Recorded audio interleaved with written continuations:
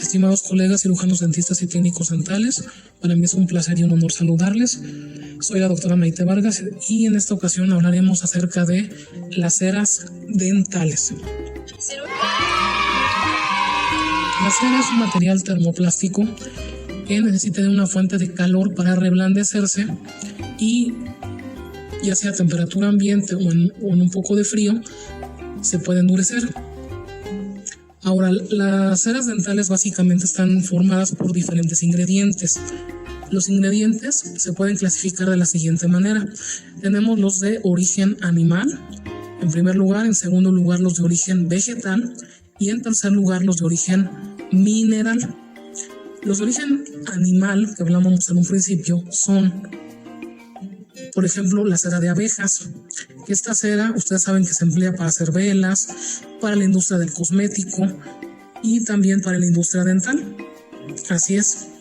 Luego tenemos las ceras más bien los ingredientes de origen vegetal.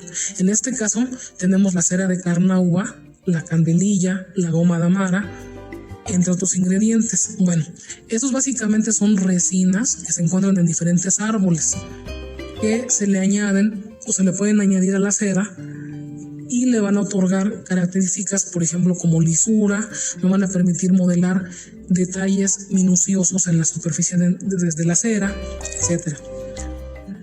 Y en tercer lugar tenemos los ingredientes de origen mineral. En este caso sería la parafina. Además de esos ingredientes que acabamos de mencionar ahorita de los tres orígenes, también existen ésteres y también existen diferentes aceites y pigmentos que también se le añaden a la cera.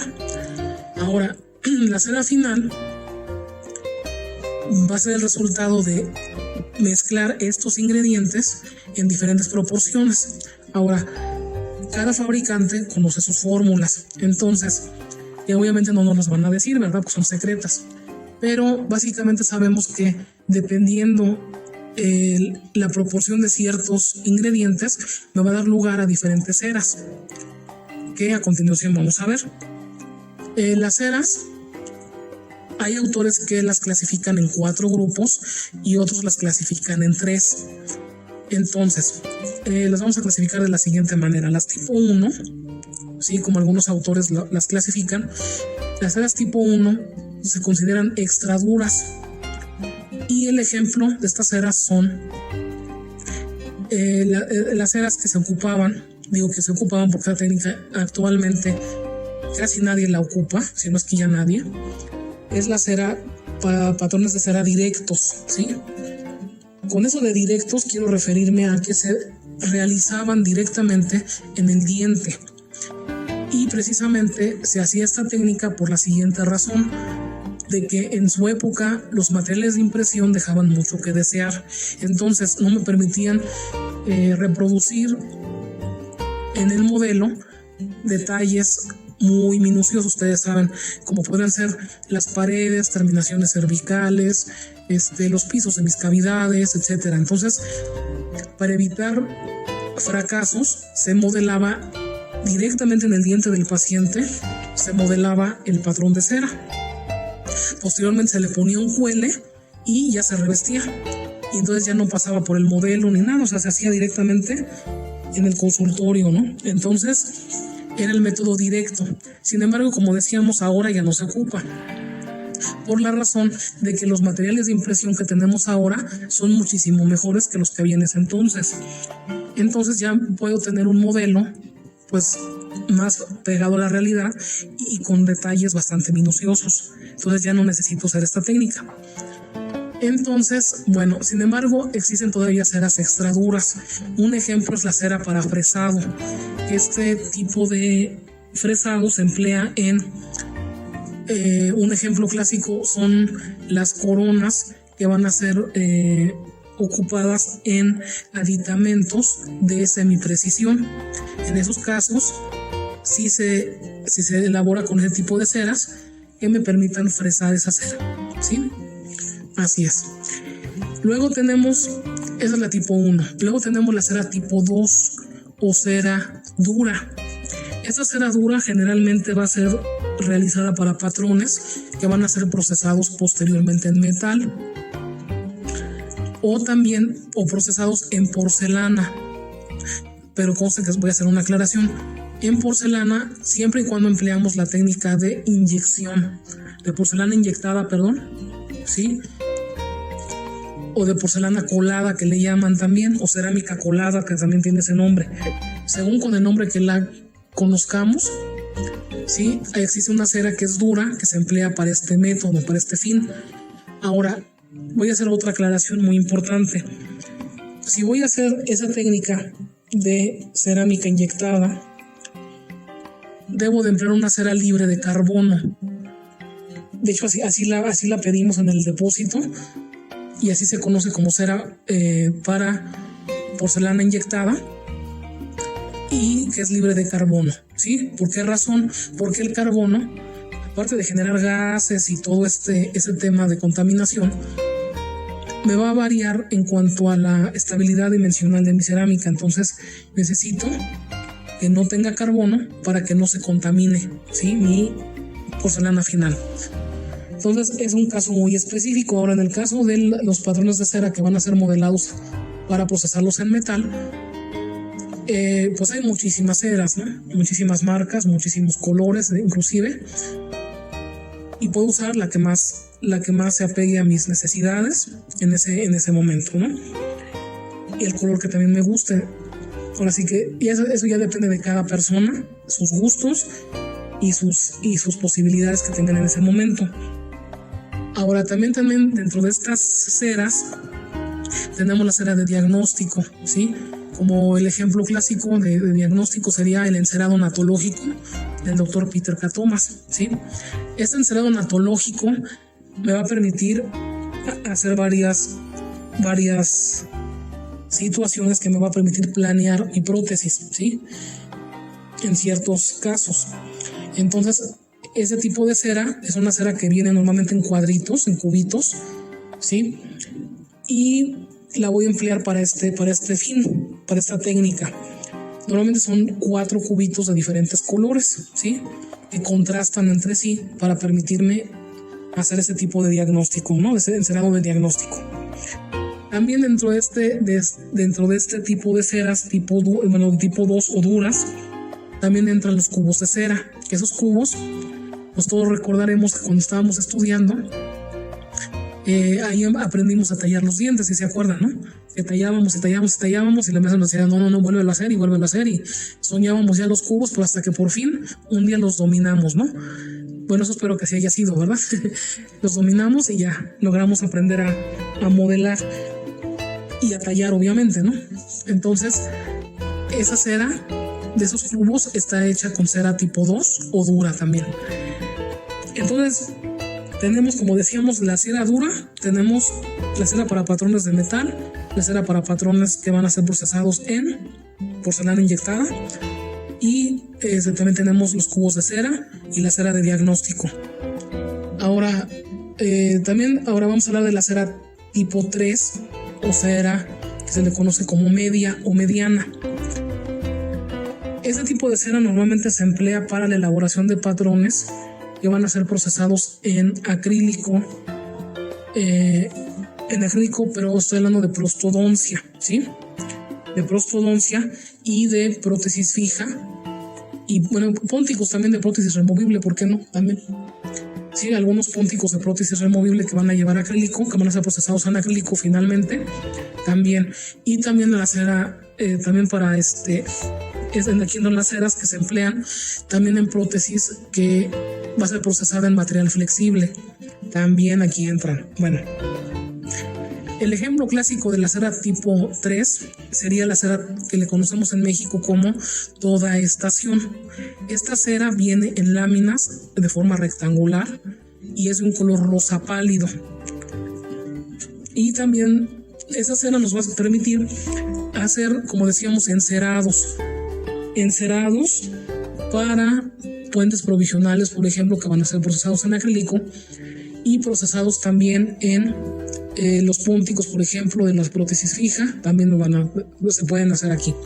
con esta cera.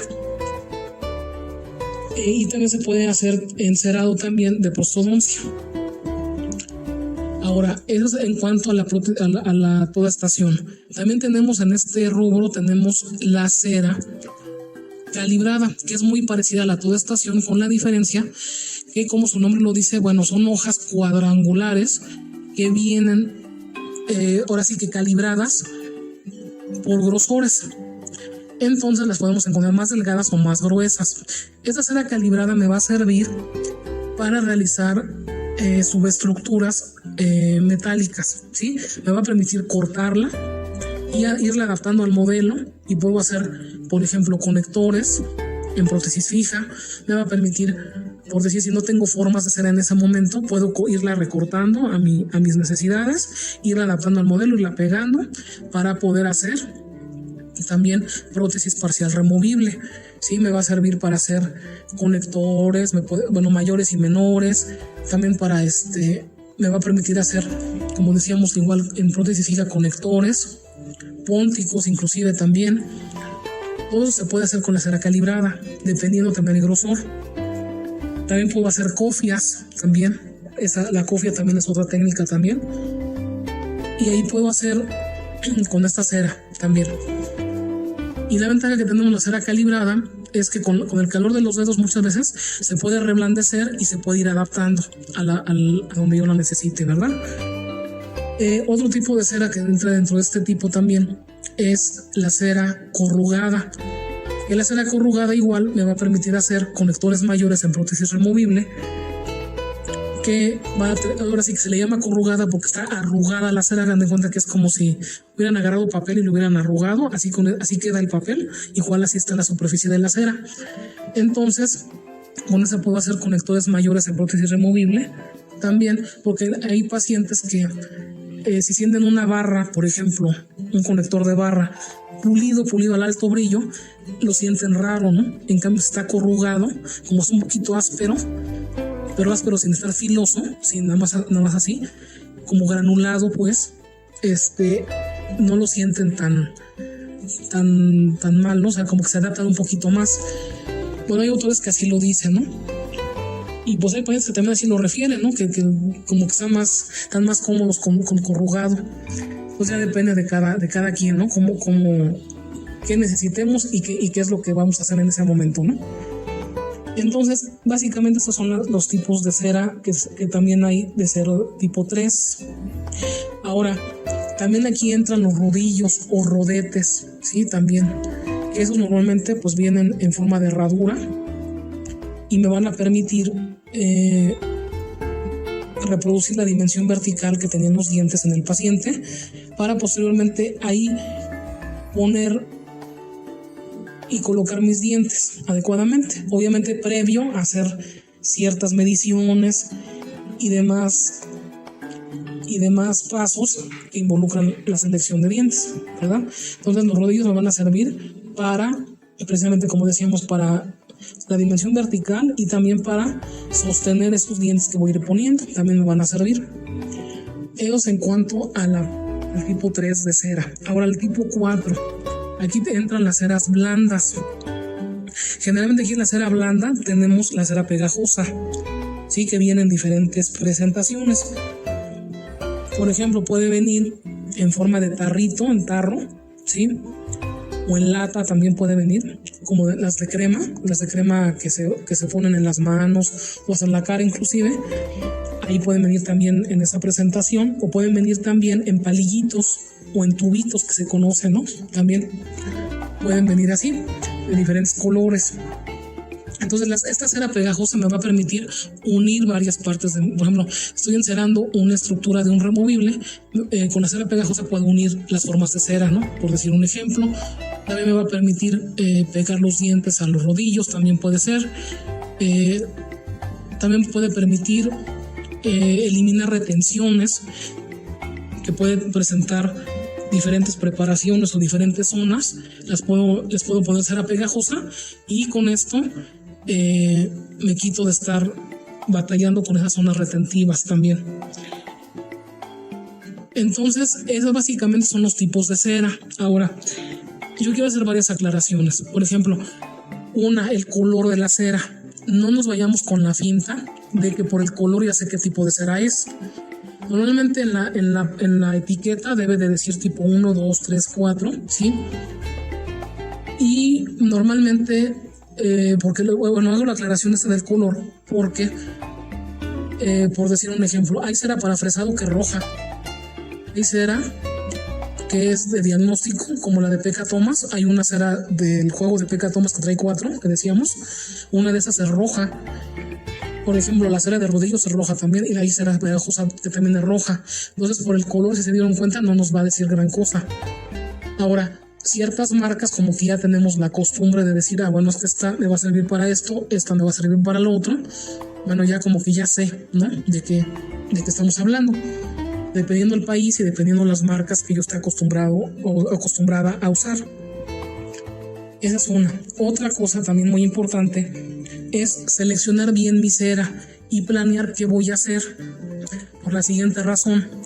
Les voy a decir algo que parece obvio y lógico, pero para algunos, pero para otros van a decir, ay, qué bueno que me dijiste, porque si no, el día que lo haga voy a meter la pata y hasta adentro, ¿no? La voy a regar, como decimos aquí en México, ¿no?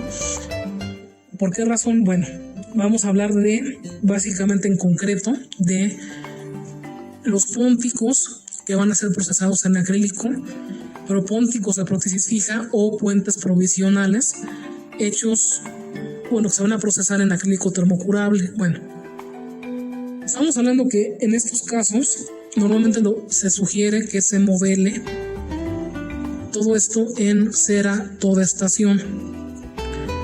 ¿Por qué razón? Esa es una aclaración que quiero hacer. Lo vamos a hacer en esta cera por la siguiente razón, de que esta cera es casi neutra, o neutra precisamente. No me va a aportar color, aunque ustedes la ven rosa, pero realmente no tiene un pigmento como tal. Entonces me va a permitir desencerarla y colocar ahí mi acrílico perfectamente y que no se me vaya a manchar mi acrílico, ¿sí? Porque recordemos, volvemos a lo mismo, que estamos hablando únicamente de encerados que van a ser pónticos de prótesis fija y bien puentes provisionales igual, que van a ser procesados en acrílico lento o termocurable, que se le conoce, ¿sí? Entonces es muy importante que siempre que hagan eso lo enceren con esta cera toda estación, o una similar que no tenga pigmentos, porque si de otra manera, a mí me dicen, por ejemplo, usa la cera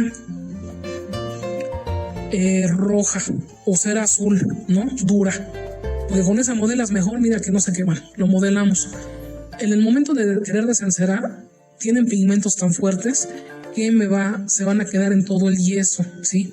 Entonces, cuando yo empaque mi acrílico y lo procese y demás, los dientes, o sea, el puente provisional que yo tenía ahí, o el póntico fijo, va a quedar o rosa o va a quedar azul celeste. Entonces, debemos de tratar de evitar en ese momento ocupar ese tipo de ceras. Hago esa aclaración, por favor, para evitar estar haciendo errores. Seleccionen bien su cera. Esa es una. Otra, la cera toda estación, sobre todo cuando las voy a aplicar en zonas muy amplias, como estamos hablando de prostodoncia, muchas ocasiones se llega a resquebrajar, ¿sí? Sobre todo en cambios de temperatura, o luego a veces hace demasiado calor y se reblandece muy fácil. Entonces, yo en estos casos les voy a dar una fórmula que pueden emplear para cera para prostodoncia, ¿sí? Hago la aclaración, esta cera es exclusiva para prostodoncia. Bueno, pueden tomar un envase metálico, puede ser una lata, puede ser cualquier envase metálico, inclusive si tiene tapa mejor, para que no se les ensucie su cera después. Y posteriormente ahí pueden echar cera, por ejemplo, toda estación, porque luego nos van sobrando pedacitos y demás, lo pueden ir echando ahí. Le pueden echar ahí también toda la cera de las tablillas de los dientes, ven que es roja, es pegajosa, se la pueden agregar ahí. También le pueden agregar cera de los rodillos, cera toda estación, cera pegajosa, y posteriormente la pueden fundir, de preferencia a baño María, porque recuerden que si hierve la cera, una de dos, o se puede prender, se puede incendiar, y también pierde propiedades, ya no me queda igual esa cera. Entonces, nada más que se reblandezca y se pueda mezclar. Entonces, la cera que me va a quedar al final va a ser una cera color cereza, que esta cera me puede ayudar muy bien a modelar todas mis estructuras de las prostodoncias. Y esta cera es mucho más estable porque precisamente esa cera pegajosa le da como esa plasticidad y me va a permitir modelar mejor y me va a permitir poder hacer inclusive un poquito más de darle forma a los festoneados, etcétera, de que llevan las prostodoncias, ¿sí? Y acuérdense que no hay ningún problema de que quede un poquito medio rosita, medio rojito, porque finalmente, como se va a procesar en acrílico rosa, no se nota, no se nota el cambio realmente. O sea, no se expanden de que quede roja ni nada. De hecho, pues así se usa, ¿no? La cera roja de rodillos y no pasa nada, ¿verdad? Entonces, esos son unos tips que les paso. Ahora, normalmente siempre que vayan a hacer patrones de cera, se sugiere que, vamos a hablar por ejemplo de patrones de cera que van a hacer, vamos a hablar de coronas o de incrustaciones, ¿sí? En esos casos se sugiere que usen un medio separador. ¿Cómo qué medio separador? Bueno, normalmente se puede emplear, ahí existen en el mercado agentes separadores que le llaman cera yeso, ¿sí? Así lo piden, cera yeso.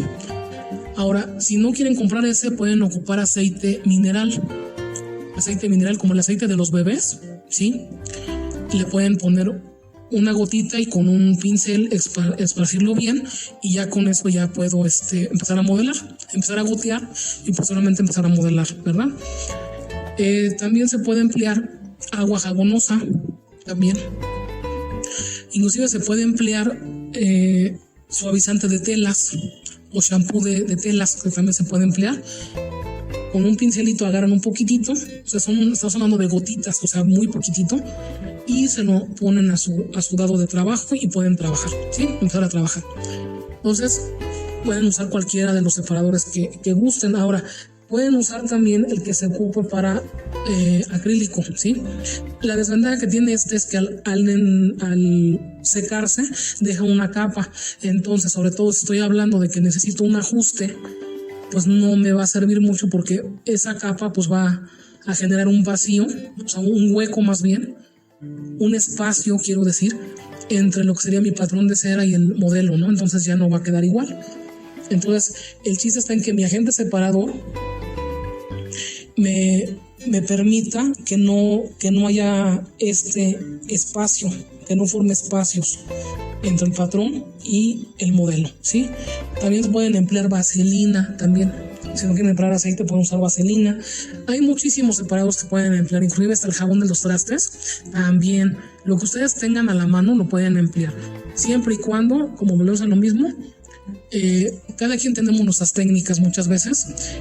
Y realmente al final, pues es bueno conocer varias, ¿no? Conocer varias. Yo soy de esa idea de tener la mente siempre abierta, tratar de aprender varias técnicas y muchas veces entre más técnicas veas pueden pasar dos cosas, ¿no?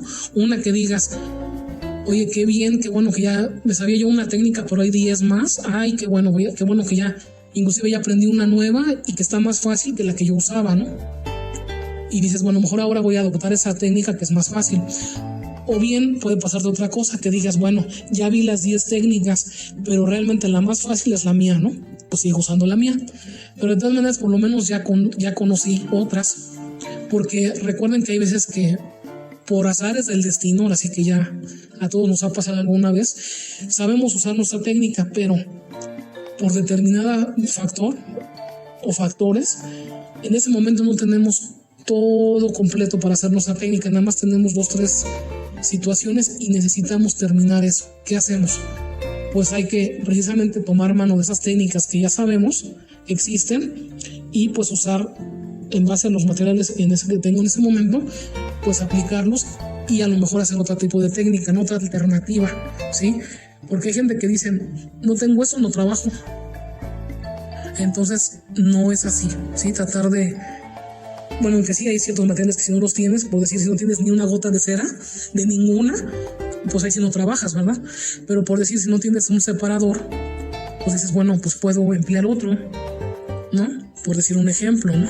Entonces, que no se nos cierre el mundo, muchachos, por favor. Entonces, hasta aquí el tema de las ceras.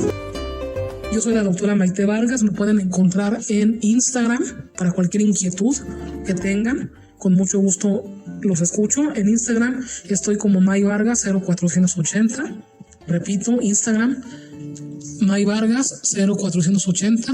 En Facebook estoy como May Vargas, únicamente May Vargas. Y mi foto de perfil son 2 tigres en la nieve. Y también me pueden localizar ahí en Facebook, como decíamos. Y recuerden que la alegría y la libertad del espíritu me la otorga el conocimiento. Hasta la próxima.